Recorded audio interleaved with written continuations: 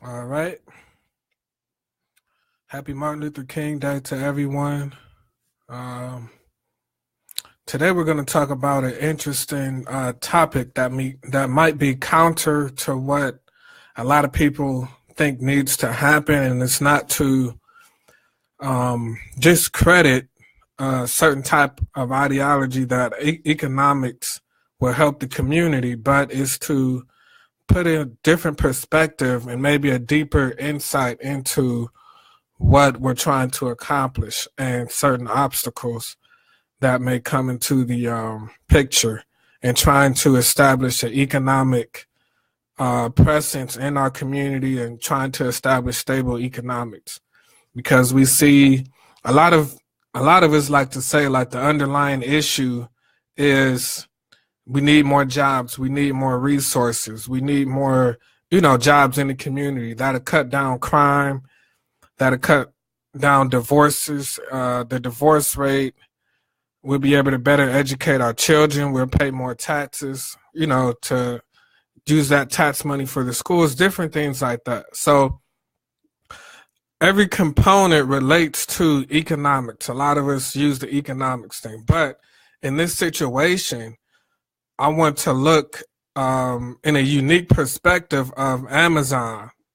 Now, there's a bid for the Amazon distribution center in different cities: North Carolina, San Jose, Pennsylvania, Pittsburgh, Pennsylvania, Baltimore, and different cities.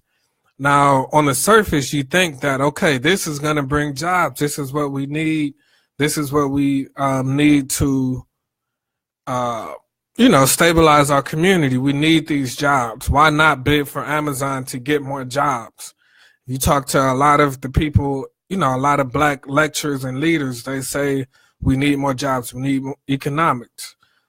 So the problem is, when you look at Seattle, Washington, they have the original Amazon headquarters, and a lot of the situation didn't really end so good for the people there.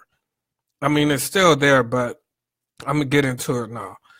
Now, the rent, the increase in the gap between the rich and the poor got wider since the Amazon headquarters was in Seattle, and the rent increased tremendously, to the point where people were starting to move to the suburbs. They can't afford to live into the inner city. In the inner city, where near the distribution center. 9 times out of 10, the distribution center is going to be somewhere that might be close to downtown, or near a predominantly black area, because that's where the low rent is. The low property tax. I'm sorry. So the top 5% earners in Seattle grew 15% from 2012 to 2013. So the top 5% earners in Seattle, their income grew by 15% from 2012 to 2013 in Seattle. A lot of people feel that's due to the Amazon distribution center. I think the average income for workers there is, I want to say, 90,000, maybe. I don't know. Don't quote me on that, but it's around there. It's definitely a lot higher than all the other cities. The household income grew only, so those in the bottom 20%, their income only grew 1.1%. So the top 5, their income grew 15%. The top 5 earners in Seattle, and the bottom 20, their income grew 1.1%. Basically, they're saying it rose only $300. For the bottom 20%, it rose from $26,400 to $26,700.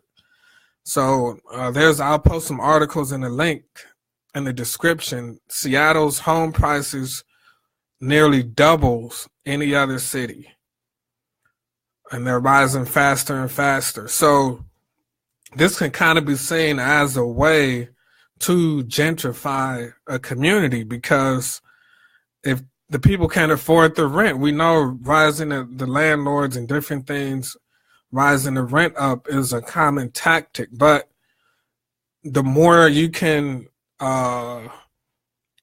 stealth it, the more you can, have it behind, have it indirectly affect people where it doesn't look like it's intentional to gentrify people, because that's really the best way to do it, to kind of go undetected. Or you always have the argument that, no, we didn't do it, this is just the best location for us, or for whatever reason. So but recently, this is, I think, the end of 2017, the first time in a decade. So that lets you know how long the rent has been going up. The first time in a decade, the apartments are empty, so the rent has been dropping as of right now.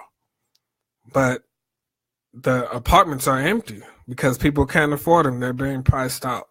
So in Seattle, Amazon is the largest property taxpayer and private employer. Since 2000, they've added 99,000 jobs, with 30% of them in tech. And those jobs in the distribution center contributes to a construction boom that they've, I'll leave in a link also. Another con, I guess, or, bad thing about this is that there's longer commutes. Seattle drivers spent an average of 55 hours in traffic in 2016, placing it among the top 10 congested, worst cities in the U.S. So the median rent from 2005 to 2015 in Seattle went up from $1,008 to $1,200, and increased 3 times the national median. The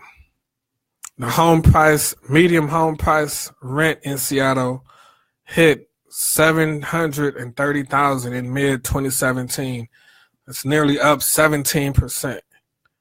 So you're not going to be able to afford, to live in these areas if that happens. But, that's the paradox. We need jobs at the expense of what?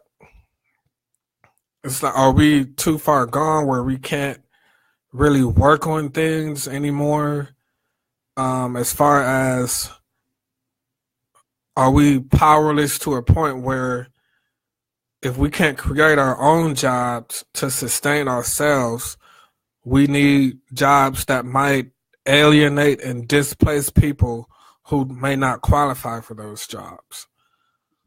And, we have that individualistic, the me mentality.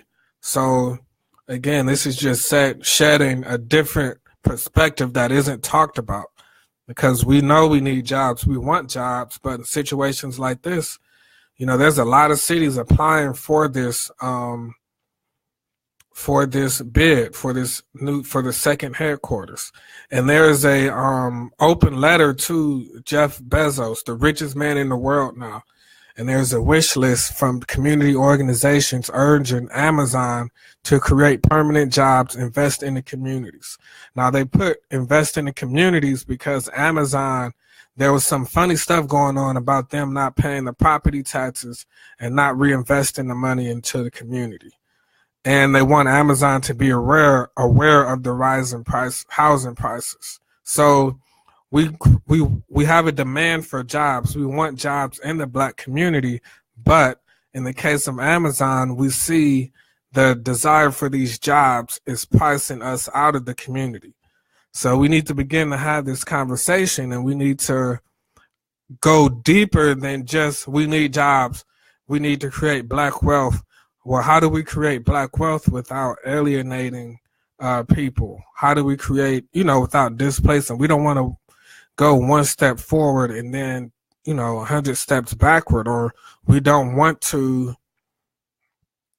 And this could be a potential issue with an economic blueprint is not bad, but what I'm trying to say is when that becomes the main focus to the point where you're like, okay, well, these people didn't lace themselves up by the bootstraps, so they get displaced or whatever happens to them, that's what happens to them. They didn't want to help me, or they didn't want to do this or that. We gotta, and I think that's something we need to be aware of. So let me know what you think in the comment section. How do we, and this is a complex question, I understand, how do we create a true demand for employment and resources without alienating ourselves from ourselves, displacing ourselves, or causing a situation where others can be displaced that might not qualify as us, as we would. So I'll be coming back with more videos throughout the day. I'm just going to break them up. So this is the first video. All right.